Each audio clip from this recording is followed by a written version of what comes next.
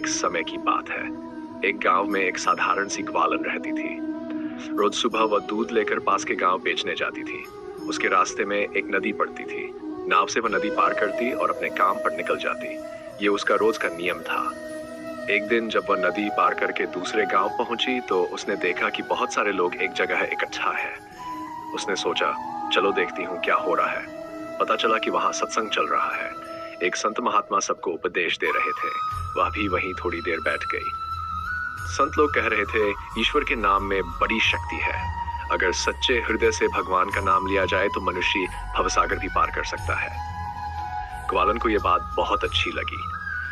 अब जब भी वह दूध बेचने जाती तो थोड़ी देर सत्संग में रुक जाती और महात्मा जी के वचनों को सुनती। एक दिन की बात है, वह दूध बेचकर लौट रही थी। नदी पर पहुंची तो देखा कि नाव वाला कहीं नजर ही नहीं आ रहा। चिंता हो गई। घर पर बच्चे इंतजार कर रहे होंगे। अब मैं कैसे पार जाऊं? तभी उसे महात्मा जी के शब्द याद आए, सच्चे मन से भगवान का नाम लो, भवसागर पार हो जाएगा। उसने आंखें बंद की और बोली, हे कृष्ण। और जैसे ही नदी पर पांव रखा, आश्चर्य, वह पानी पर चलती चली गई और आराम से नदी पार कर गई। उसे लगा, महात्मा जी ने कितनी अद्भुत बात बताई। भगवान का नाम लिया और नदी पार हो गई। कितना सरल है। अब उसका रोज का नियम बन गया। नाव की जगह वह कृष्ण नाम लेकर पानी पर चलकर नदी पार करती।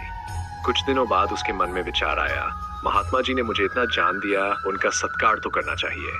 आज मैं उन्हें अपने घर भोजन के लिए आमंत्रित करूंगी। वह महात्मा जी के पास गई और बोली, महाराज जी, आपकी कृपा से मुझे बहुत शिक्षा मिली। आज शाम आप मेरे घर भोजन ग्रहण करें। महात्मा जी ने सहमति दे दी। शाम को ग्वालन दूध बेचकर लौटी और महात्मा जी को अपने साथ ले जाने लगी। जब दोनों नदी के किनारे पहुंचे तो महात्मा जी बोले, बेटी जरा नाव आने दो। ग्वालन मुस्कुराई और बोली, नाव की क्या जरूरत महाराज जी, तैरना नहीं आता आपको? महात्मा जी बोले, नहीं बेटी, मुझे तैरना नहीं आता। ग्वालन बोली, पर तैरने की भी जरूरत नहीं है। आपने ही तो कहा था कि सच्चे हृदय से भगवान का नाम लो तो भवसागर पार हो जाता है। मैं तो रोज भगवान का नाम लेकर नदी पार करती हूँ। इतना कहकर उसने कृष्ण का नाम लिया और पानी पर चलकर नदी पार कर गई। उसने पीछे मुड़कर पुकारा, महाराज जी आइए, आप क्यों रुक गए? महात्मा जी ये देखकर स्तब्ध रह गए।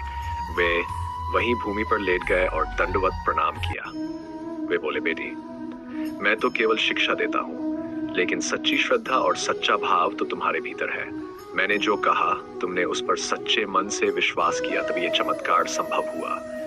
ईश्वर से संबंध विश्वास से ही जुड़ते हैं। तुम्हारी आस्था ही तुम्हारी सबसे बड़ी